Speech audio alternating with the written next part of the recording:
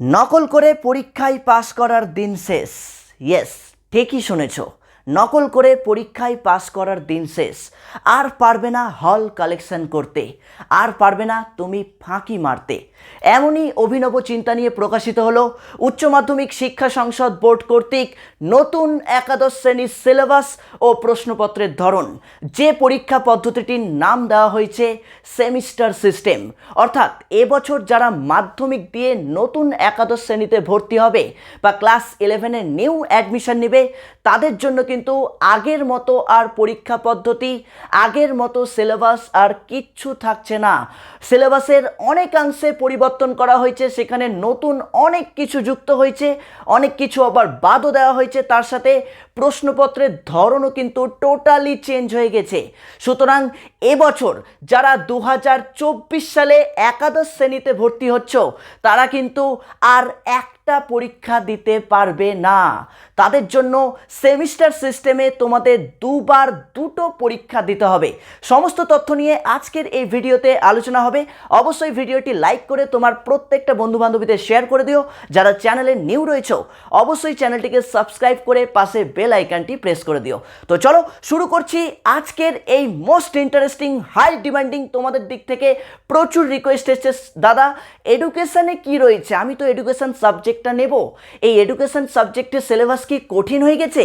Education সাবজেক্টটা শুনেছি খুব ভালো, এডুকেশন সাবজেক্টে দাদা তোমার এখান থেকে তো প্রচুর স্টুডেন্ট, প্রচুর দাদা দিদিরা ফুল মার্কস পাচ্ছে, 100-এ 100, আমরাও কি পাবো? আমাদের তো সিলেবাস চেঞ্জ হয়ে গেল, আমাদের তো কোয়েশ্চেন প্যাটার্ন চেঞ্জ হয়ে গেল, আমরা কি পাবো? ইয়েস বস, তুমি পাবে, 100% পাবে। তবে এটুকু বলতে পারি, এখন যে সিলেবাস এবং কোয়েশ্চেন প্যাটার্ন রয়েছে আরও কিন্তু সহজ হয়ে গেছে নাম্বার তোলার জন্য। আমি জানি না কে কি তোমাদেরকে বলছে, কিন্তু আমার ব্যক্তিগত মত, তোমাদের নাম্বার তোলার জন্য অনেকটাই সহজ হয়ে গেছে। কেন সহজ হয়েছে এই কথাটা আমি জোর দিয়ে বলছি, সেটা আজকের ভিডিওতে তোমাদের সাথে আলোচনা করব। আজকের ভিডিওতে আরও আলোচনা করব যে আমাদের সেমিস্টার 1 যে পরীক্ষা আমাদের নভেম্বর 2024-এর নভেম্বর মাসে হবে, সেই পরীক্ষায় কি কি পড়তে হবে, সেই পরীক্ষার প্রশ্নপত্রের ধরন কি হবে, সেইটা বিস্তারিত আলোচনা করব। চলো তো সকলকে ওয়েলকাম এভরিওয়ান, আমি অভিষেক মৈত্র তোমাদের সাথে এডুকেশনের ক্লাস নেব। তোমরা অনেকেই চেনো আমাকে, আগে থেকেই চেনো, বা যারা নিউ প্রথম দেখছো তো আমাদের সাথে তো পরিচয় হয়ে গেল। অবশ্যই তোমার নাম, তোমার ক্লাস এবং তুমি কোন জেলা থেকে ক্লাস করছো অবশ্যই কিন্তু আমাদেরকে কমেন্টস করে জানাবে, ওকে? আর অবশ্যই আজকের ভিডিওটি তোমার প্রত্যেকটা বন্ধু বান্ধবীদের কাছে শেয়ার করে দিও। তো প্রথমেই দেখো, আমি কিন্তু একদম মাথার উপরে লিখে দিয়েছি নতুন একাদশ শ্রেণীর শিক্ষাবিজ্ঞান বা এডুকেশন সিলেবাস। তোমরা প্রত্যেকেই জানো এডুকেশনকে বাংলায় শিক্ষাবিজ্ঞান বলে, এডুকেশন হচ্ছে একটা ইংরেজি শব্দ, তাই তো? তো আমাদের সিলেবাস এবং কোয়েশ্চেন প্যাটার্ন প্রথম সেমিস্টার 1 প্রথম সেমিস্টারে কি রয়েছে, কিভাবে আমাদেরকে পড়তে হবে, কিভাবে পড়লে আমরা প্রথম সেমিস্টারে ফুল মার্কস পাবো, সমস্ত তথ্য আজকের এই ভিডিওতে দিয়ে দিচ্ছি, ওকে? তো তোমরা দেখতে পাবে আমাদের যে সিলেবাস দিয়েছে, নতুন সিলেবাস, নিউ সিলেবাস এবং কোয়েশ্চেন প্যাটার্ন, সেখানে আমাদের প্রথম সেমিস্টার 40 নম্বরের জন্য রিটেন হবে। আবারও বলছি, ভালো করে শুনে নাও, প্রয়োজন পড়লে খাতায় লিখে নেবে।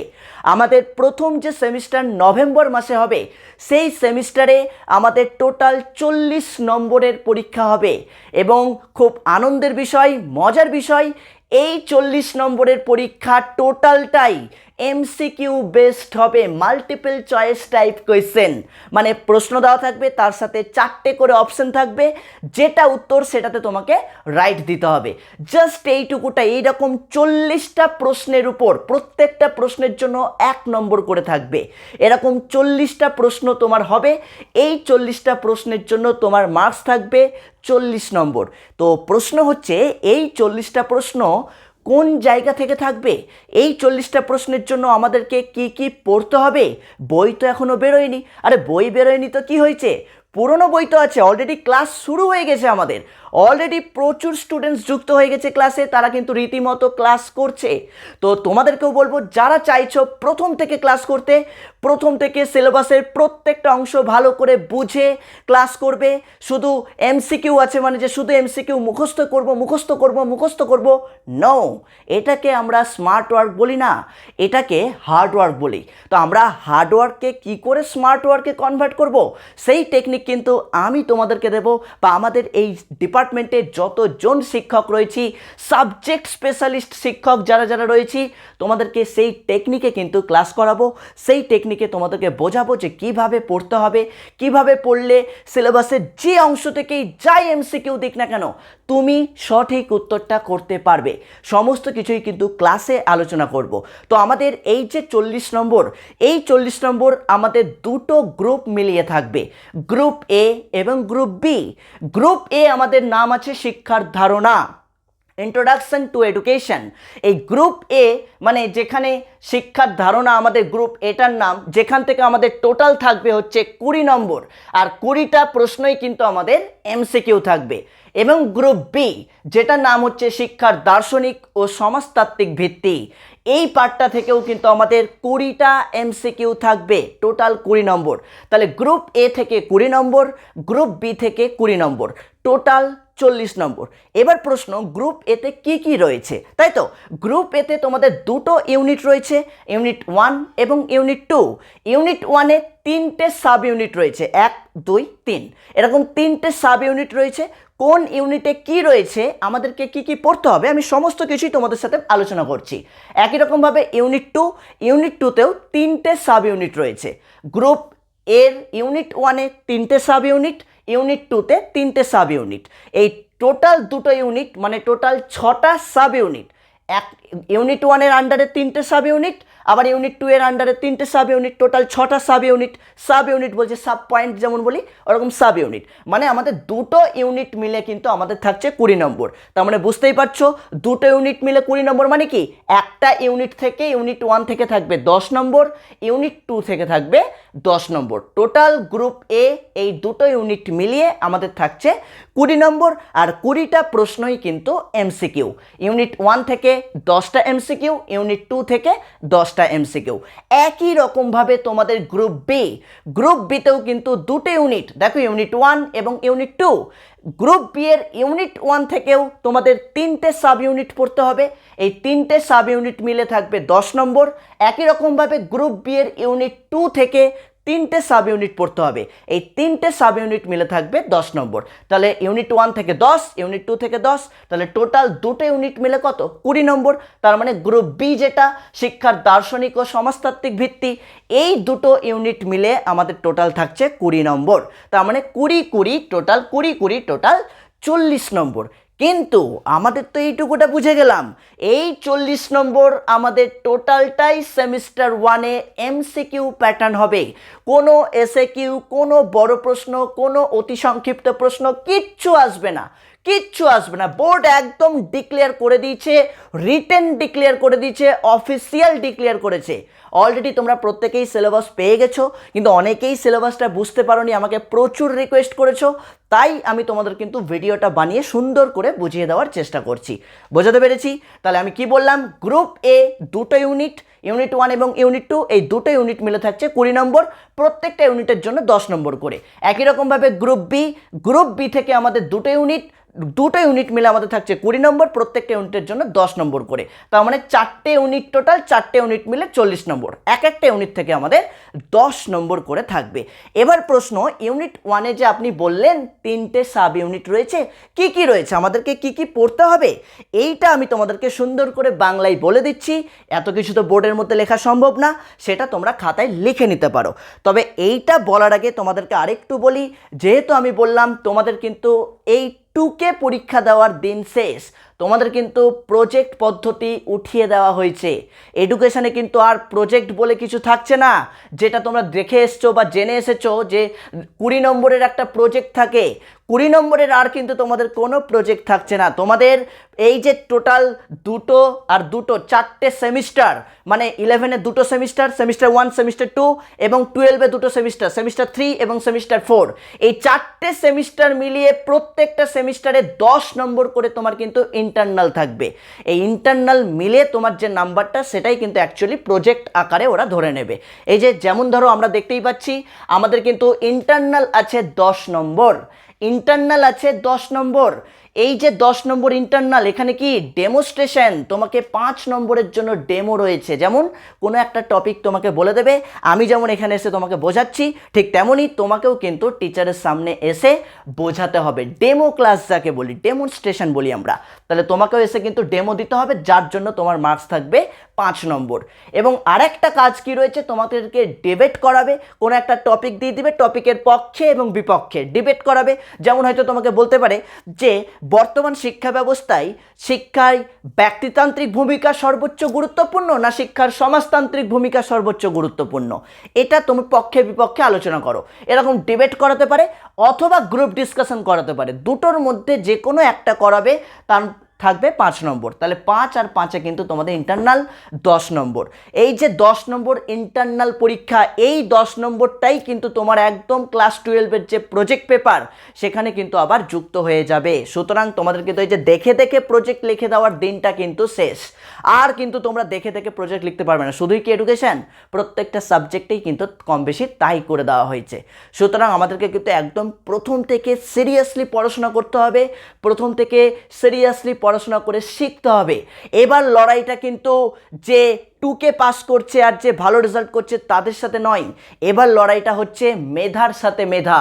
এও মেধা এও মেধা, কত মেধা, দুজনের মধ্যে কার মেধা সব থেকে বেশি, মেধার সাথে মেধার লড়াই হবে এই বছর থেকে।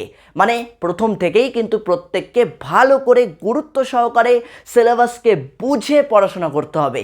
তবেই কিন্তু তোমরা ভালো রেজাল্ট করতে পারবে, তবেই কিন্তু তোমরা বোর্ডে র্যাঙ্ক করতে পারবে, তবেই কিন্তু তোমরা রাজ্যে র্যাঙ্ক করতে পারবে, তবেই তোমরা জেলায়, ব্লকে, তোমার শহরে র্যাঙ্ক করতে পারবে। কারণ আমরা কিন্তু সব সময় বলে থাকি, আমরা পাস করাই না, আমরা র্যাঙ্ক করাই। তো এই ধারাবাহিকতাটা কিন্তু এত দিন ধরে হয়ে এসেছে, আগামী বর্ষেও তোমাদের ক্ষেত্রেও যাতে তাই হয়। ওকে, তো চলো আমরা দেখে নিলাম টোটাল 40 নম্বর আর হচ্ছে ইন্টারনাল 10 নম্বর, টোটাল মোট 50 নম্বরের পরীক্ষা। এই ইন্টারনাল পরীক্ষা নভেম্বরের আগেও হতে পারে, নভেম্বরের পরেও হতে পারে। ওকে, সেটা স্কুল ডিসাইড করবে কবে নেবে না নেবে। কিন্তু আমাদের যে 40 নম্বরের রিটেন, যেটা 40 নম্বরের এমসিকিউ পরীক্ষা, এই এমসিকিউ পরীক্ষা কিন্তু হবে নভেম্বর 2024, এমসিকিউ বেস্ট। আমি লিখেই দিয়েছি নভেম্বর 2024, নভেম্বর মাসে, হাতে কিন্তু সময় বেশি নেই। এতদিন তোমরা কিন্তু গোটা, মানে এতদিন তোমাদের যারা সিনিয়র দাদা দিদিরা, ওরা কিন্তু গোটা ফুল সিলেবাস মিলে মাত্র 24টা এমসিকিউ প্রশ্নের পরীক্ষা দিয়েছে ফুল সিলেবাসে। মানে টোটাল যতগুলো অধ্যায় ছিল 11খানা অধ্যায় মিলে 24টা এমসিকিউ পরীক্ষা দিয়েছে। কিন্তু এবছর থেকে কিন্তু আর সেটা হচ্ছে না, হাফ সিলেবাসে এই 40টা এমসিকিউ। মানে বুঝতে পারছো, বইয়ের প্রত্যেকটা লাইন তোমাকে পড়তে হবে। ওই জন্যই কিন্তু আমি শুরুতে বললাম হল কালেকশনের দিন শেষ, 2কে পরীক্ষা দেওয়ার দিন শেষ। এবার তুমি যেমন পড়বে তেমন কিন্তু নাম্বার ক্যারি করতে পারবে, তেমনই নাম্বার অর্জন করতে পারবে। বুঝতে পেরেছি? মানে এবার কিন্তু আমাদের এমসিকিউটা বেশি আসছে। এবং মজার বিষয় কি, এই পার্টগুলো থেকে এখানে যে যে টপিকগুলো রয়েছে, আমি টপিকগুলো এখনই বলবো তোমাদের। সিলেবাসে কী কী অংশ পড়তে হবে, কী কী অংশ পড়ে তোমাদের এই 20 40 নম্বরের পরীক্ষা দিতে হবে, এই টপিকগুলো থেকে বড় প্রশ্ন আসতো, এই টপিকগুলো থেকে এসে কিউ থাকতো। মজার বিষয়, আমাদের প্রথম সেমিস্টারের এই টপিকগুলো থেকে নো বড় প্রশ্ন, নো এসে কিউ, অনলি এমসিকিউ পরীক্ষা। একদম ফাটিয়ে মজা করে পরীক্ষা দেব, পুরো একদম জমজমাট পরীক্ষা হবে। শুধু এমসিকিউ পড়ো, টপিকটাকে বোঝো, টপিকটাকে বুঝে নিয়ে এমসিকিউ সলভ করো, টপিকটাকে বোঝো, এমসিকিউ সলভ করো আর টেস্ট দাও, টপিকটাকে বোঝো, এমসিকিউ সলভ করো আর আমাদের মক টেস্ট দাও। ব্যাস, তাহলেই তুমি বুঝে যাবা যে আমার কতটা প্রোগ্রেস হচ্ছে, আমি কতটা টপিক ভালো করে বুঝতে পেরেছি, আমি সবগুলো প্রশ্নের উত্তর দিতে পারছি কিনা, তাই না? কেন এসে কিউ আর বড় প্রশ্ন তো লিখতে হবে না এগুলো থেকে। আমাদের প্রথম সেমিস্টারে তো এসে কিউ হবে না, বড় প্রশ্ন হবে না, অনলি এমসিকিউ হবে। তাহলে অনলি এমসিকিউ যখন হচ্ছে, তাহলে আমাদেরকে তো একটু প্র্যাকটিস করতে হবে। এবং যে প্র্যাকটিস আমি তোমাদেরকে করাবো ওএমআর সিটে। ওএমআর সিট মানে যেটা চাকরির পরীক্ষাতে হয়, তোমরা প্রত্যেকেই জানো, তাই তো? ওএমআর সিট কোনগুলো? এই যে তোমার এরকম একটা সিট থাকবে যেখানে একের এ দাগে গোল থাকবে, বি দাগে গোল থাকবে, সি দাগে গোল থাকবে, ডি দাগে গোল থাকবে। ধরো 1 নম্বর প্রশ্নে দেওয়া আছে, কোন একটা প্রশ্ন দেওয়া আছে, সেই প্রশ্নের উত্তর কোনটা? ধরো অপশন বি, তাহলে বিটাকে এইভাবে ভরাট করতে হবে। তার মানে এখন থেকেই তোমাদেরকে কিন্তু চাকরির পরীক্ষার জন্য আমি প্রস্তুত করাবো। এখন থেকেই যে গোলটা, যে ওএমআরটা আমাদের সেমিস্টার 3 মানে ক্লাস 12-এর নভেম্বর, ক্লাস 12-এ উঠে যখন 2025 সালের নভেম্বর মাসে তুমি পরীক্ষা দিবে, ওই পরীক্ষার যে তোমাকে উত্তরপত্রটা সেটা কিন্তু তোমাদের এই রকম দেবে ওএমআর সিট। যে পরীক্ষার প্রশ্নপত্রের উত্তরপত্রটা চেক করবে মেশিন, টিচার কিন্তু এইটা চেক করবে না, মেশিন চেক করবে। সুতরাং তোমাদেরকে শেখাবো এখানে কি কি সতর্কতা অবলম্বন করতে হবে, কি কি ভুল করা যাবে না, সমস্ত কিছু শেখাবো, আস্তে আস্তে শেখাবো। এখন নার্ভাস হওয়ার কিচ্ছু নেই, এগুলো উল্টো তোমাদের জন্য খুব ভালো করেছে। তোমাদের সিনিয়র যারা আছে, যারা এবছর 12-এ উঠলো বা যারা 12 পাস করে গেছে, তারা কিন্তু পেলো না, তাদের জন্য কপাল, সবই কপাল, তাই না? তারা কিন্তু অনেক কিছু হারিয়ে দিল, তারা পেলো না, তোমরা পাচ্ছ। তোমরা পাচ্ছ মানে তোমরা ক্লাস 11 থেকেই একদম জব এক্সামের জন্য, চাকরির পরীক্ষার জন্য জোর কদমে প্রস্তুতি নিতে পারবে, যাতে পরবর্তীতে পরীক্ষা হলে গিয়ে, চাকরির পরীক্ষায় গিয়ে বা এইচএসের পরীক্ষাতে গিয়ে কোনোভাবেই ভুল না হয়। সেই প্র্যাকটিস তোমাদেরকে আমি এখন থেকেই করাবো। এখন থেকে, যেটা বোর্ড বলেও দিয়েছে 3rd সেমিস্টারে, সেটা আমি তোমাদেরকে 1st সেমিস্টার থেকেই করাবো। কি খুশি তো? একটু তো একটা লাইক তা দিতেই হয়। এই এত সুন্দর একটা অপরচুনিটি দিলাম তোমাদেরকে, তার জন্য তো একটা লাইক দিতেই হয়, তাই না? তো অবশ্যই লাইক করে দাও, অবশ্যই লাইক করে দাও। আর যারা এখনো সাবস্ক্রাইব করোনি, অবশ্যই চ্যানেলটিকে সাবস্ক্রাইব করে দিও। ওকে, তো চলো আমরা দেখে নিই আমাদের সেমিস্টার 1-এ গ্রুপ এতে ইউনিট 1 ইউনিট 2-এ কী কী রয়েছে এবং গ্রুপ বি ইউনিট 1 ইউনিট 2-এ কী কী রয়েছে। আমাদের গ্রুপ এর ইউনিট 1 শিক্ষার ধারণা ও লক্ষ্য, ইউনিট 1 শিক্ষার ধারণা ও লক্ষ্য ইউনিটটার নাম। এর মধ্যে 3টে সাব ইউনিট রয়েছে। তো প্রথম সাব ইউনিটে কী কী পড়তে হবে? শিক্ষার ধারণাটা পড়তে হবে, মানে শিক্ষা শব্দটা এলো কোথা থেকে, শিক্ষার ব্যুৎপত্তিগত অর্থটা, যেগুলো আমি তোমাদেরকে করাবো, কনসেপ্ট দেবো, অলরেডি ক্লাসও রেকর্ড করা আছে, তোমরা দেখেছো হয়তো। শিক্ষার সংজ্ঞাগুলো, শিক্ষা সম্পর্কে বিবেকানন্দ কি বলেছে, শিক্ষা সম্পর্কে রবীন্দ্রনাথ কি বলেছে, মহাত্মা গান্ধী কি বলেছে, শিক্ষা সম্পর্কে পেস্তালৎসি, রুশো, জন ডেউই, এনারা কি বলেছেন, প্রাচ্যবিদ, পাশ্চাত্যবিদ, এনারা কি বলেছেন। তো সেই শিক্ষার সংজ্ঞাগুলো পড়তে হবে। শিক্ষার প্রকৃতি ও পরিধিটা পড়তে হবে, নেচার মানে স্বরূপটা পড়তে হবে, শিক্ষার বৈশিষ্ট্যগুলো পড়তে হবে। এবং পরিধি মানে তার ক্ষেত্রটা, শিক্ষা কতটা বিস্তৃত, কোন কোন ক্ষেত্রে শিক্ষা কাজে লাগে, কোন কোন ক্ষেত্রে এডুকেশনটা কাজে লাগছে, এই জিনিসগুলো আমাদের সব ইউনিট 1-এ পড়তে হবে। তার সাথে আরেকটা পড়তে হবে শিক্ষার যে দুটো ভাগ, সংকীর্ণ অর্থে শিক্ষা এবং ব্যাপক অর্থে শিক্ষা, ন্যারো সেন্স অফ এডুকেশন এবং ব্রডার সেন্স অফ এডুকেশন। সংকীর্ণ অর্থে শিক্ষা কোনটা? যে শিক্ষা ব্যবস্থার মধ্য দিয়ে তোমরা ডিগ্রি অর্জন করছো, সার্টিফিকেট অর্জন করছো। যেমন তুমি মাধ্যমিক পরীক্ষা দিয়ে দিলে, মাধ্যমিক পাস, তোমার নামের পাশে লেগে গেল মাধ্যমিক পাস। তুমি উচ্চ মাধ্যমিক পরীক্ষা দিয়ে দিবে, তোমার নামের পাশে আরও একটা ডিগ্রি অ্যাড হয়ে গেল, উচ্চ মাধ্যমিক পাস।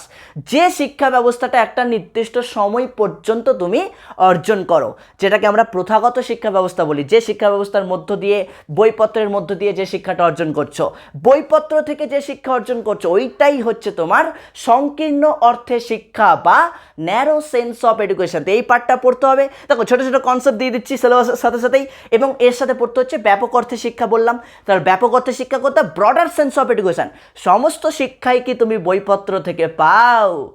কি বাবু, সমস্ত শিক্ষাই বইপত্র থেকে পাও? সমস্ত শিক্ষা তো বইপত্র থেকে পাও না। তার মানে কি, বইপত্র ছাড়াও আমরা পরিবেশ পরিস্থিতি থেকে যে শিক্ষাটা অর্জন করি, সেটাই হচ্ছে আমার ব্যাপক অর্থে শিক্ষা।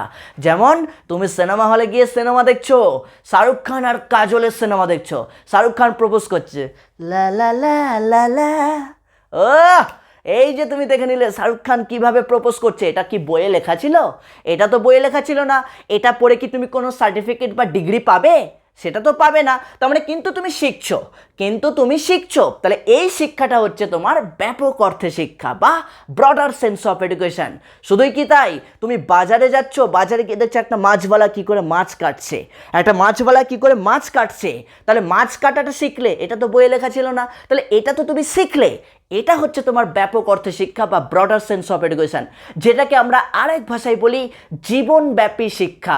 তার মানে এইটুকু অংশ আমাদের ইউনিট 1-এর সাব ইউনিটে পড়তে হচ্ছে। প্রথম সাব ইউনিট এ সেখানে পড়তে হচ্ছে। তাহলে প্রথম সাব ইউনিট কি পড়তে হচ্ছে? ইউনিট 1 শিক্ষার ধারণা ও লক্ষ্য। তাহলে শিক্ষার ধারণা ও লক্ষ্যতে প্রথম যে ইউনিটটা রয়েছে সাব ইউনিট, সেখানে আমাদেরকে শিক্ষার ধারণাটা পড়তে হচ্ছে, মানে শিক্ষা শব্দটা এলো কোথা থেকে, শিক্ষার ব্যুৎপত্তিগত অর্থ যেটা, তারপর শিক্ষার সংজ্ঞাটা শিক্ষাটা পড়তে হচ্ছে, তার সাথে ব্যাপক অর্থ এবং সংকীর্ণ অর্থে শিক্ষা এবং শিক্ষার নেচার, পরিধি ও প্রকৃতিটা। ব্যাস এইটুকুটা থেকে আমাদের কিন্তু এমসিকিউ প্রশ্নই আসবে। আমি যা যা এখন আলোচনা করব টোটালটাই এমসিকিউ, এখানে কোনো এসএকিউ বা বড় প্রশ্ন আসবে না। ক্লিয়ার? এবার চলে এসেছি ইউনিট 1-এরই সাব ইউনিট বি, মানে এটা তো এ দাগে ছিল, এবার বিতে কি পড়তে হচ্ছে? শিক্ষার লক্ষ্য পড়তে হবে। শিক্ষার লক্ষ্যের মধ্যে কি রয়েছে? শিক্ষার ব্যক্তিতান্ত্রিক লক্ষ্য, শিক্ষার সমাজতান্ত্রিক লক্ষ্য। ব্যক্তিতান্ত্রিক লক্ষ্য মানে কি? তোমাকে গুরুত্ব দিয়ে, অর্থাৎ ব্যক্তিকে গুরুত্ব দিয়ে যে শিক্ষা ব্যবস্থাটা পরিচালিত হয় সেটাই হচ্ছে ব্যক্তিতান্ত্রিক লক্ষ্য। এবং আর একটা পার্ট আছে সমাজতান্ত্রিক লক্ষ্য। সমাজতান্ত্রিক লক্ষ্য কোনটা?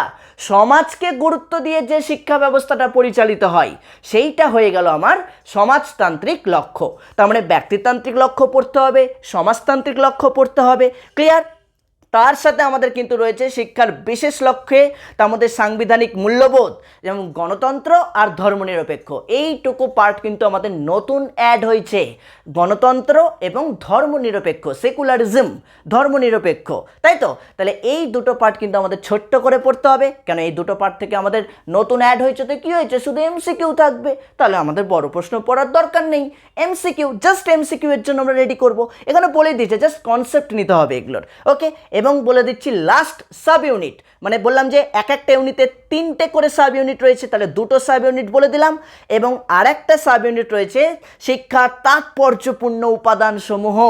শিক্ষার তাৎপর্যপূর্ণ উপাদান টোটাল 4টে শিক্ষার তাৎপর্যপূর্ণ উপাদান। যেমন একটা গাড়ি, একটা 4 চাকার গাড়ি, যদি তুমি গাড়ির একটা চাকাকে খুলে দাও তাহলে গাড়ির 3টা চাকা থাকবে, গাড়িটা কি চলবে? গাড়িটা কিন্তু চলবে না। ঠিক শিক্ষা ব্যবস্থার মধ্যেও এরকম 4টে উপাদান রয়েছে, তাৎপর্যপূর্ণ 4টে উপাদান রয়েছে। যে 4টে উপাদান একটা অপরটার সাথে জড়িত, একটা উপাদানকে তুমি সরিয়ে দাও, গোটা শিক্ষা ব্যবস্থাটাই অচল হয়ে যাবে। তো এই হচ্ছে আমাদের 4টে উপাদান। তো 4টে উপাদান কি কি? একটা হচ্ছে তোমার শিক্ষক, প্রথম উপাদান শিক্ষক, দ্বিতীয় উপাদান শিক্ষার্থী, তৃতীয় উপাদান পাঠ্যক্রম এবং চতুর্থ উপাদান আমাদের পরিবেশের মধ্যেই কিন্তু বিদ্যালয়ের অবস্থান, যেটাকে আমরা শিক্ষালয় বা বিদ্যালয় বলে থাকি। বললাম এই হচ্ছে শিক্ষার 4টে উপাদান। একটা হচ্ছে শিক্ষক, শিক্ষার্থী, পরিবেশ বা যেখানে বিদ্যালয়, শিক্ষালয় ইত্যাদি রয়েছে, আর একটা হচ্ছে পাঠ্যক্রম। এই 4টে উপাদান নিয়ে আমাদের কিন্তু পড়তে হবে। তাহলে এই 4টে উপাদান থেকেও আমাদের সেম এমসিকিউ থাকছে। তাহলে এই যে টোটাল 3টে সাব ইউনিট বললাম, এই 3টে সাব ইউনিট মিলে আমাদের ইউনিট 1, যেখান থেকে আমাদের 10টা এমসিকিউ প্রশ্ন থাকবে। কটা লিখে দাও? 10টা এমসিকিউ প্রশ্ন থাকবে ইউনিট 1 থেকেই 10টা। এবার চলে এসেছি ইউনিট 2 এর নাম দিয়েছে শিক্ষার বিভিন্ন রূপ। এই ইউনিট 2 থেকেও কিন্তু 3টে সাব ইউনিট পড়তে হচ্ছে। এই 3টে সাব ইউনিটের মধ্যে প্রথম সাব ইউনিট কি রয়েছে? আমাদের যে শিক্ষার বিভিন্ন রূপগুলো রয়েছে, 3টে প্রধান রূপ। একটা হচ্ছে প্রথাগত শিক্ষা, একটা প্রথা বহির্ভূত শিক্ষা, আর একটা অনিয়ন্ত্রিত শিক্ষা, মানে formal education, non formal education, informal education. এগুলো কি সেগুলো আমরা কিন্তু অবশ্যই জানবো। প্রথাগত শিক্ষা কোনটা? যে শিক্ষা ব্যবস্থা কঠোর নিয়মকানুন দ্বারা পরিচালিত হয়, যেখানে শিক্ষক শিক্ষার্থী মুখোমুখি অবস্থান করে, যে শিক্ষা ব্যবস্থার নির্দিষ্ট নিয়ম শৃঙ্খলা রয়েছে। যেমন আমরা বিদ্যালয়ে পড়াশোনা করছি, আমরা টিউশনে পড়াশোনা করছি, এগুলো কি? এগুলো সবই হচ্ছে প্রথাগত শিক্ষা, তাই তো? তাহলে বিদ্যালয়টা অবভিয়াসলি প্রথাগত শিক্ষা। তাহলে এই প্রথাগত শিক্ষা জানতে হবে, অপ্রথাগত শিক্ষা জানতে হবে, বা প্রথা বহির্ভূত বলি যেটাকে। প্রথা বহির্ভূত কি? যেখানে কোনো কঠোর নিয়ম শৃঙ্খলা নেই বললেই চলে। যেমন ধরো ডিস্টেন্স এডুকেশন, এগুলো হচ্ছে প্রথা বহির্ভূত শিক্ষা, তাই তো? Distance education, open school, open university, এগুলো সবই হচ্ছে প্রথা বহির্ভূত। আর একটা রয়েছে অনিয়ন্ত্রিত, কোনো নিয়ম শৃঙ্খলাই নেই। যেমন ধরো আমাদের পরিবার থেকে যে শিক্ষা ব্যবস্থাটা অর্জন করি, যেখানে কোনো রকম শিক্ষক শিক্ষার্থী নেই, যেখানে কোনো রকম কোনো সুনির্দিষ্ট নিয়মকানুন নেই, যেখানে কোনো পরীক্ষা দিতে হয় না, যেখানে কোনো নির্দিষ্ট পাঠ্যক্রম নেই, এরকম। তো আমরা খুব ইন্টারেস্টিং পার্ট এগুলো যখন আমরা পড়বো কিনা, দেখবে দারুণ জিনিস রয়েছে, অনেক কিছু শেখার রয়েছে, মজা লাগবে পড়তে। মানে মজা দিয়ে দেখবে পড়াটা হয়ে গেছে, বাহ পড়া হয়ে গেল, এরকম মনে হবে পড়া হয়ে গেল। এত সুন্দর একটা টপিক, মানে একটা মন ছুঁয়ে যাবে। এত সুন্দর টপিক আছে না আমাদের এডুকেশনে, শুনে মন ছুঁয়ে যাবে তোমাদের। তাহলে এই হচ্ছে আমাদের প্রথাগত, প্রথা বহির্ভূত এবং অনিয়ন্ত্রিত শিক্ষা। তো এই তিনটার কি কি পড়তে হবে, এই তিনটার সংজ্ঞা মানে কাকে বলে, যেগুলো আমি এখন বলছিলাম একটু আগেই, কাকে বলে পড়তে হবে, বৈশিষ্ট্যটা পড়তে হবে, প্রয়োজনীয়তা পড়তে হবে এবং শিক্ষাক্ষেত্রে ভূমিকা পড়তে হবে। শিক্ষাক্ষেত্রে ভূমিকা, তার সাথে সীমাবদ্ধতা, এই শিক্ষাগুলো কত দূর পর্যন্ত কতটা ক্ষেত্রে বদ্ধ রয়েছে, সীমাবদ্ধ রয়েছে, কত দূর বিস্তৃত আর কি। তাহলে সীমাবদ্ধতা, বৈশিষ্ট্য, শিক্ষাক্ষেত্রে ভূমিকা, কাকে বলে, ব্যাস এইটুকুটাই পড়তে হবে। এই যে তিনটে মানে শিক্ষার তিনটে রূপ বললাম, একটা প্রথাগত, প্রথা বহির্ভূত, আর একটা হচ্ছে অনিয়ন্ত্রিত, এই তিনটে রূপের সংজ্ঞা পড়ব বা কাকে বলে পড়ব, বৈশিষ্ট্য পড়ব, তার সাথে পড়ব হচ্ছে প্রয়োজনীয়তা, তার সাথে শিক্ষাক্ষেত্রের ভূমিকা ও সীমাবদ্ধতা। ব্যাস এইটা হচ্ছে আমাদের সাব ইউনিটে। এই পার্টটা থেকে কিন্তু পরীক্ষাতে বড় প্রশ্ন থাকতো, কিন্তু আমাদের এবার তো আর বড় প্রশ্ন আসছে না, তাহলে আমাদের বড় প্রশ্ন পড়ার দরকার নেই। দেখো কতটা সহজ করে দিল সিলেবাস, দেখতে পাচ্ছ? বড় প্রশ্ন পড়তে হতো কিন্তু 8 মার্কসের বড় প্রশ্ন পড়তে হতো, কিন্তু আর আমাদের 8 মার্কসের বড় প্রশ্ন পড়ার প্রয়োজন নেই। আমাদের এই পার্টগুলো থেকে সব 1 নম্বরের এমসিকিউ থাকবে, 1 নম্বরের এমসিকিউ থাকবে। ওকে, এবার চলে আসছে sub unit B. Sub unit বিতে কি রয়েছে? সাব ইউনিট বিতে রয়েছে শিক্ষার বিভিন্ন মাধ্যমগুলো। যেমন উপরে যেগুলো বললাম, যেমন প্রথাগত শিক্ষার মাধ্যম কি? প্রথাগত শিক্ষার মাধ্যম বিদ্যালয়। যেমন কি প্রথা বহির্ভূত শিক্ষার মাধ্যমগুলো কোনগুলো? ডিস্টেন্স এডুকেশন বা ডিস্টেন্স বিদ্যালয় যেগুলো, এগুলো। আবার কি অপ্রথাগত বা যেটা অনিয়ন্ত্রিত শিক্ষার মাধ্যম কোনগুলো? যেমন পরিবার, গণমাধ্যম, সামাজিক বা ধর্মীয় প্রতিষ্ঠান। এই যে প্রতিষ্ঠানগুলো বলছি মানে শিক্ষার বিভিন্ন মাধ্যম, যেমন ধরো পরিবার, বিদ্যালয়, গণমাধ্যম, সংবাদপত্র, দূরদর্শন, রেডিও, তারপর সিনেমা, ইন্টারনেট, গ্রন্থাগার, মুক্ত বিশ্ববিদ্যালয়, এগুলির শিক্ষাক্ষেত্রে ভূমিকা পড়তে হবে। বুঝতে পারলাম? মানে এক কথায় যেটা আমাদের উপরের যে পার্টটা বললাম, ওই উপরের পার্টের যে শিক্ষাক্ষেত্রের ভূমিকাটা, ওই শিক্ষাক্ষেত্রের ভূমিকার মানে প্রত্যেকটা এজেন্সির, যেমন ধরো প্রথাগত শিক্ষার মাধ্যম কোনগুলো? যেমন ধরো বিদ্যালয়, কলেজ, বিশ্ববিদ্যালয় বা শিক্ষালয়, যাই বলি আমরা, শিক্ষালয় বা শিক্ষা প্রতিষ্ঠান, এটা হচ্ছে প্রথাগত শিক্ষার মাধ্যম। তাহলে এই শিক্ষালয় বা বিদ্যালয় বা কলেজ বা বিশ্ববিদ্যালয়ের শিক্ষাক্ষেত্রের ভূমিকাটা পড়তে হবে। ব্যাস এইটুকুটাই। তো এখান থেকে আমাদের এমসিকিউ থাকবে। একই রকমভাবে আমাদের প্রথা বহির্ভূত শিক্ষার মাধ্যম কোনগুলো? যেমন ধরো আমাদের রয়েছে প্রথা বহির্ভূত শিক্ষার মাধ্যম হিসাবে যেমন মুক্ত বিশ্ববিদ্যালয় রয়েছে, মুক্ত বিদ্যালয় রয়েছে, এগুলোর শিক্ষাক্ষেত্রের ভূমিকা পড়তে হবে। এবং লাস্ট হচ্ছে অনিয়ন্ত্রিত শিক্ষা। তাহলে অনিয়ন্ত্রিত শিক্ষার মাধ্যম কোনগুলো?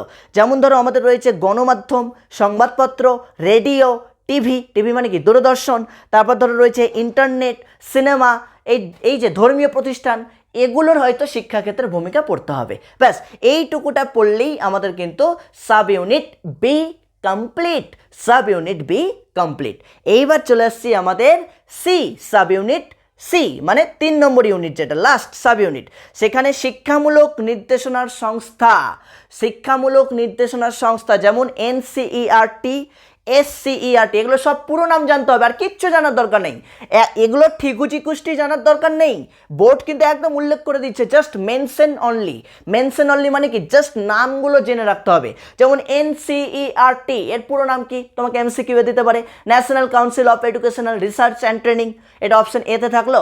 অপশন বিতে দিয়ে দিল national Council of educational remote and training, এরকম দিয়ে দিল। বা তোমাকে আরেকটা দিয়ে দিল national Council of educational research and technology, এরকম দিয়ে দিল। মানে তোমাকে পুরো নামগুলো ভালো করে জানতে হবে, কোনটা রাইট আনসার সেটাকে টিক মারতে হবে। যেহেতু আমাদের এমসিকিউ থাকছে, একই রকমভাবে এসসিইআরটি, একই রকমভাবে DIET, District Institute of Education and Training, NCTE, National Council of Teacher Education, UGC, University Grant Commission, UNESCO, United Nations of Educational Scientific and Cultural Organization, এই যে পুরো নামগুলো জাস্ট তোমাকে একটু জানতে হবে, তাহলেই কিন্তু আমাদের ইউনিট 2 এর 3টে সাব ইউনিট কমপ্লিট।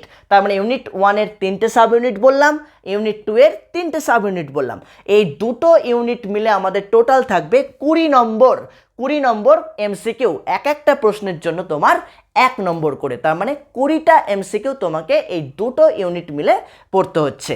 একটা হচ্ছে শিক্ষার ধারণা ও লক্ষ্য, এই ইউনিটটার নাম, আর এই ইউনিটটার নাম হচ্ছে শিক্ষার বিভিন্ন রূপ। এই দুটো ইউনিট মিলে আমাদের কিন্তু টোটাল 20 নম্বর পড়তে হবে। এইবার চলে আসছি আমাদের ইউনিট সরি গ্রুপ বি এর মধ্যেও কিন্তু সেম দুটো ইউনিট রয়েছে, ইউনিট 1 এবং ইউনিট 2। ইউনিট 1-এ 3টে সাব ইউনিট রয়েছে, ইউনিট 2-এও কিন্তু 3টে সাব ইউনিট রয়েছে। তাহলে এই গ্রুপ বি এর নাম কি? গ্রুপ বি এর নাম হচ্ছে শিক্ষার দার্শনিক ও সমাজতাত্ত্বিক ভিত্তি। তাহলে দার্শনিক ও সমাজতাত্ত্বিক ভিত্তির মধ্যে আমাদেরকে কি কি পড়তে হচ্ছে? প্রথমটাই কিন্তু দার্শনিক ভিত্তি, ইউনিট 1টা হচ্ছে দার্শনিক ভিত্তি। তাহলে দার্শনিক ভিত্তি ইউনিট 1-এর নাম কি দিয়েছে? শিক্ষা ও দর্শন, শিক্ষা ও দর্শন। আর ইউনিট 2 এর নাম দিয়েছে শিক্ষা ও সমাজবিজ্ঞান। মানে খুব সিম্পল করে দিয়েছে। এই ইউনিট 2টা কিন্তু টোটালটাই সোশিওলজি থেকে নেওয়া, যাদের সোশিওলজি আছে তারা তো সোনাই সোহাগা, মানে পড়তেই হবে না। সোশিওলজিতে পড়ছো মানেই এখানেও পড়া হয়ে গেল, তোমার এখানেও পড়া হয়ে গেল, মানে সোনাই সোহাগা যাকে বলে, তাই তো? ওই জন্য বলি এডুকেশন আর সোশিওলজি দুটো কিন্তু ইন্টার রিলেটেড। এডুকেশন নিলে সোশিওলজি নেওয়াটা উচিত, তাহলে দুটো নিলে অল্প পড়তে হয়, কারণ অনেকগুলো টার্ম কিন্তু খুব সিমিলার রয়েছে। আবার সোশিওলজি পড়তে গিয়ে দেখবে এডুকেশনের অনেকগুলো টার্ম ওখানে রয়েছে, তো এইরকম ধরো টেকনিক্যালি পড়তে হয় আমাদেরকে। তাহলে এই যে ইউনিট 1 শিক্ষা ও দর্শন, এখান থেকে 3টে সাব ইউনিট রয়েছে। তো 3টে সাব ইউনিট মানে প্রথম সাব ইউনিট রয়েছে শিক্ষা দর্শনের অর্থ, মানে এডুকেশনাল ফিলোসফির meaning. What is educational philosophy? শিক্ষা দর্শন কাকে বলে বা শিক্ষা দর্শন বলতে কি বোঝো, এইটা পড়তে হবে। তার সাথে পড়তে হবে শিক্ষা দর্শনের প্রয়োজনীয়তা এবং শিক্ষা ও দর্শনের সম্পর্ক, মানে এডুকেশনের সাথে ফিলোসফির রিলেশনটা কি, এডুকেশনের সাথে ফিলোসফির রিলেশন মানে এডুকেশনের সাথে ফিলোসফির সম্পর্কটা কি, এইটা। এই ইউনিট 1টা কিন্তু গ্রুপ বি এর ইউনিট 1টা যাদের ফিলোসফি আছে আবার তারাও কিন্তু অনেকটা হেল্পফুল হয়ে যাবে, অনেকটা হেল্পফুল হবে। আবার ইউনিট 2টা যাদের সোশিওলজি আছে তাদের সাথে অনেকটা হেল্পফুল হবে। আরে মজাদার, পুরো মজাদার, বুঝতে পেরেছ? তাহলে এই হচ্ছে আমাদের সাব ইউনিট এ। সাব ইউনিট এ থেকে কিচ্ছু পড়ার মতো নেই, যা শিক্ষা দর্শন বলতে কি বোঝো এটা পড়তে হবে, শিক্ষা দর্শনের প্রয়োজনীয়তা, শিক্ষা ও দর্শনের সম্পর্কটা পড়তে হবে। ওকে, এবার চলে আসছি সাব ইউনিট বি, যেখানে ভারতীয় দর্শনের শাখা প্রশাখা সম্পর্কে তোমাকে জানতে হবে। সেখানে শাখা প্রশাখা মানে একটা হচ্ছে আস্তিক আর একটা নাস্তিক। আস্তিক মানে কি? যারা ভগবানকে বিশ্বাস করে, আস্তিক। আর যারা নাস্তিক, নাস্তিক কোনটা? যারা ভগবানকে বিশ্বাস করে না, যারা বেদ বেদান্ত বিশ্বাস করে না, তারা হচ্ছে নাস্তিক, তাই তো? তাহলে এই আস্তিক নাস্তিকটা জানতে হবে তোমাকে ভারতীয় দর্শনের শাখা হিসাবে। আর 4টে দর্শন তোমাকে পড়তে হবে, ভারতীয় দর্শন 4টে। একটা হচ্ছে ন্যায় দর্শন পড়তে হবে, বেদান্ত দর্শন পড়তে হবে, আর একটা হচ্ছে বৌদ্ধিক দর্শন পড়তে হবে, আর একটা ইসলাম দর্শন পড়তে হবে। ইসলাম, বৌদ্ধিক, বেদান্ত, ন্যায়, এই 4টে দর্শনের কি পড়বো? আমাকে তো 4টে দর্শন উল্লেখ করে দিল, অনেক কিছু রয়েছে, তো তাহলে পড়বো কি? আমাদের যেটুকু পড়তে হবে সেটুকু বোর্ড বলেই দিয়েছে, মূল নীতি আর শিক্ষাগত গুরুত্ব, আর কিচ্ছু না। ন্যায় দর্শনের মূল নীতিটা কি আর শিক্ষাগত গুরুত্ব, ইসলামিক দর্শনের মূল নীতিটা কি, শিক্ষাগত গুরুত্ব, বৌদ্ধিক দর্শনের মূল নীতি কি, শিক্ষাগত গুরুত্ব, একই রকমভাবে বেদান্ত দর্শনের মূল নীতি আর শিক্ষাগত গুরুত্ব। বুঝতে পারলে সাব ইউনিট বি। এবং সাব ইউনিট সি, এটা তো ভারতীয় দর্শন। এবার সাব ইউনিট সিতে রয়েছে আমাদের পাশ্চাত্য দর্শন। তাহলে পাশ্চাত্য দর্শন কোনগুলো? ভাববাদ, বাস্তববাদ, প্রকৃতিবাদ, প্রয়োগবাদ।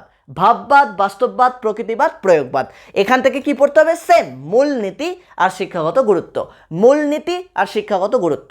আর প্রত্যেকটা দর্শনের একজন করে প্রবক্তা। যেমন ধরো প্রকৃতিবাদের একজন প্রবক্তার নাম রুশো, বা এইভাবে তোমাকে লিখতে হবে, পড়তে হবে। তোমাকে পরীক্ষাতে দিয়ে দিল প্রকৃতিবাদের নিম্নলিখিত কে প্রকৃতিবাদের প্রবক্তা, নিয়ে 4টে অপশন দিয়ে দিল, তাই তো? ভারতীয়দের মধ্যে প্রকৃতিবাদের প্রবক্তা হচ্ছে তোমার রবীন্দ্রনাথ ঠাকুর, আবার পাশ্চাত্যবাদীদের মধ্যে প্রকৃতিবাদের প্রবক্তা হচ্ছে তোমার রুশো। এরকম নামগুলো একটু আমরা জানবো, মূলনীতিটা জানবো আর শিক্ষাগত গুরুত্ব, ব্যাস।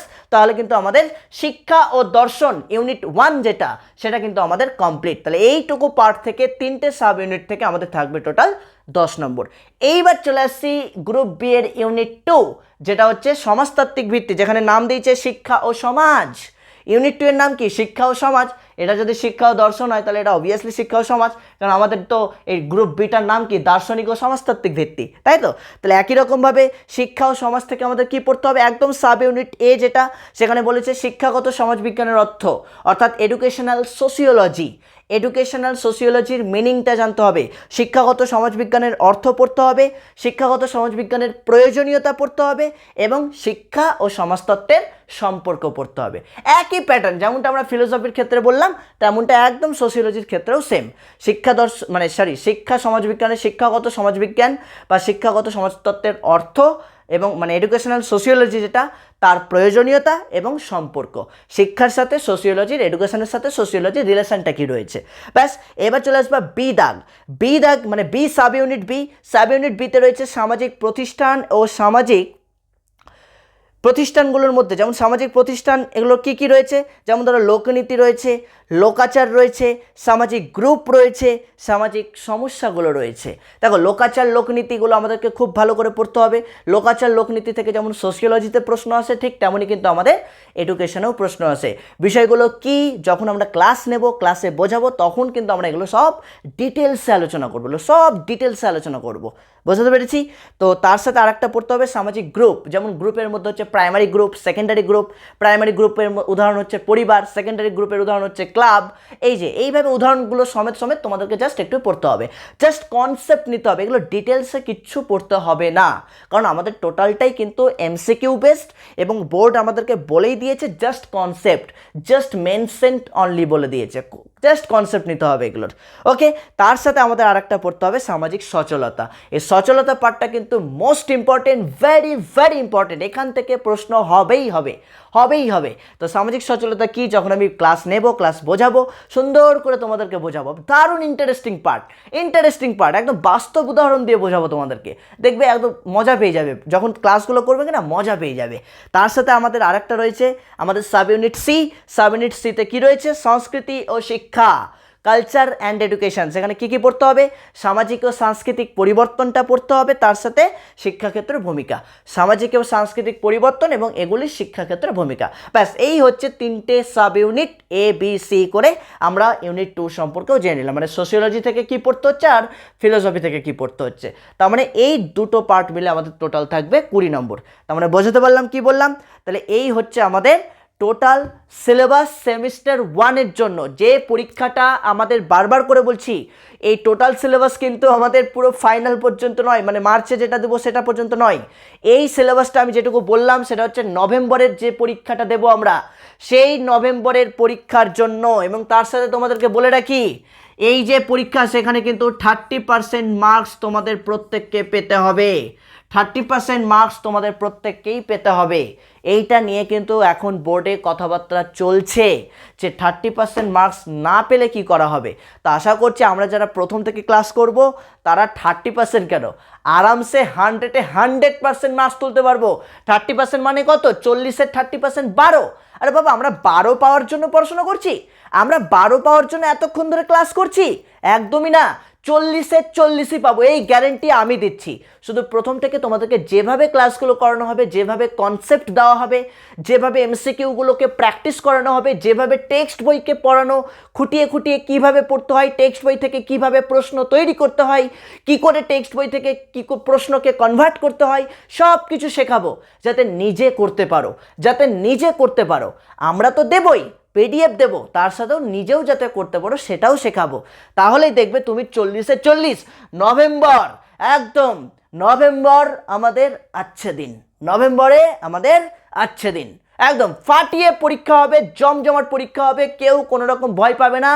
আমি তোমাদের সঙ্গে আছি এবং এটুকু তোমাদেরকে অ্যাসিওর করছি, প্রথম থেকে যদি তোমরা ক্লাস করতে পারো তাহলে কিন্তু তোমরা 40-এর 40ই পাবে, 40-এ 39ও পাবে না, 40-এর 40 100% দিয়ে বলতে পারি। এতদিন কিন্তু ওরা পেয়ে এসেছে, প্রত্যেকে MCQ এ ফুল মার্কস পেয়েছে, তোমরাও পাবে। শুধু তোমাদেরকে এবার একটু পড়তে হবে বেশি, কারণ ওরা ফুল সিলেবাসের উপর 24টা MCQ দিয়েছে, তোমাদের হাফ সিলেবাসের উপরেই 40টা MCQ। তার MCQ প্রশ্ন বেশি হবে, আর বেশি প্রশ্ন হলে অবশ্যই বইয়ের লাইন তুলে প্রশ্ন হবে, সংজ্ঞা তুলে প্রশ্ন হবে। তো সব কিছু কীভাবে পড়বো, কোন টেকনিকে পড়বো, সেমিস্টার 2 এটা তো সেমিস্টার 1-এর সিলেবাস কোয়েশ্চেন প্যাটার্ন বলে দিলাম। সেমিস্টার 2-এর সিলেবাস এবং কোয়েশ্চেন প্যাটার্ন খুব শীঘ্রই আপলোড করব। অবশ্যই চ্যানেলের সঙ্গে থাকবে, চ্যানেলটাকে সাবস্ক্রাইব করে পাশে বেল আইকন প্রেস করে রাখবে। যখনই আমি সেমিস্টার 2-এর সিলেবাস আপলোড করব বা কোয়েশ্চেন প্যাটার্ন আপলোড করব, সেখান থেকে কটা এসএকিউ থাকবে, কটা বড় প্রশ্ন থাকবে, বড় প্রশ্নগুলো কত নম্বরের থাকবে, সমস্ত কিছু যখন আমি তোমাদেরকে ভেঙে ভেঙে বুঝিয়ে দেবো, বড় প্রশ্ন কোন জায়গা থেকে থাকবে, কোন জায়গা থেকে বড় প্রশ্ন আসবে না, সমস্ত কিছু আমি কিন্তু ভেঙে ভেঙে বলে দেবো, একদম ভেঙে ভেঙে সুন্দর করে গুছিয়ে বলে দেবো। অবশ্যই তোমরা চ্যানেলটিকে ফলো রেখো, সঙ্গে থেকো এবং আজকের এই ভিডিওটি তোমার প্রত্যেকটা বন্ধু বান্ধবীদের কাছে শেয়ার করে দিও। এবং আজকের যে সিলেবাস এবং কোয়েশ্চেন প্যাটার্ন সেমিস্টার 1, এই সেমিস্টার 1-এর সিলেবাস এবং কোয়েশ্চেন প্যাটার্ন তোমরা সবাই ভালো মতো বুঝতে পেরেছো তো? অবশ্যই কিন্তু কমেন্টস করে জানাবে যে হ্যাঁ দাদা, হ্যাঁ স্যার, বুঝতে পেরেছি। কারণ তুমি কমেন্টস করলে আমার ভালো লাগবে যে না তুমি বুঝতে পেরেছো, তাহলে আমি পরবর্তী ভিডিওটাও খুব তাড়াতাড়ি তোমাদের জন্য আপলোড করে দেবো। ওকে, তাহলে অবশ্যই সেমিস্টার 1-এর জন্য আমরা পড়াশোনা স্টার্ট করে দিই। সেমিস্টার 1-এ কী পড়তে হবে সেটা তো বলেও দিলাম। যারা এখনও বইপত্র নেই, মানে ওল্ড সিলেবাসের বই নেই, তাদেরও চিন্তার কোনো কারণ নেই। তোমরা সরাসরি 8509456622 8509456622 এই নম্বরে হোয়াটসঅ্যাপ করো তোমার নাম, ক্লাস এবং কোন সাবজেক্টে তুমি অ্যাডমিশন নিতে চাইছো। তোমরা আমাদের এখানে এতগুলো সাবজেক্টের ক্লাস পেয়ে যাবে: education, sociology, history, political science, Bengali, English, geography, Sanskrit, দর্শন, কম্পিউটার অ্যাপ্লিকেশন, আরও কিছু সাবজেক্ট তোমাদের জন্য নতুন ওপেন হচ্ছে। সাবজেক্ট এক্সপার্টদের সাথে আমাদের কথা হচ্ছে, ওনারা রাজি হয়ে গেলেই কিন্তু তোমাদের ক্লাসগুলো খুব তাড়াতাড়ি শুরু হয়ে যাবে। অলরেডি কিন্তু আমাদের education class started, sociology class started, history, political science, Bangla, Ingreji, ভূগোল, সংস্কৃত, দর্শন, 9টা সাবজেক্টের class already started. Computer application আর 2-1 দিনের মধ্যেই কিন্তু স্টার্ট হয়ে যাবে। 12টা তো শুরু হয়েই গেছে, 11টাও কিন্তু খুব তাড়াতাড়ি শুরু হয়ে যাবে। যারা চাইছো অ্যাডমিশন নিতে, তাড়াতাড়ি 8509456622 এই নাম্বারে হোয়াটসঅ্যাপ করে অ্যাডমিশন নিয়ে নাও। সময় নষ্ট করবে না, কারণ প্রথমেই কিন্তু আমি একটা কোটেশন দিয়ে শুরু করেছি, আর কিন্তু মারা যাবে না ফাঁকি। এবার কিন্তু তুমি আর দিতে পারবে না পরীক্ষা অন্যের খাতা দেখে টুকে, না তো পরীক্ষক তোমায় দেবে ঠুকে। বোঝাতে পারলাম?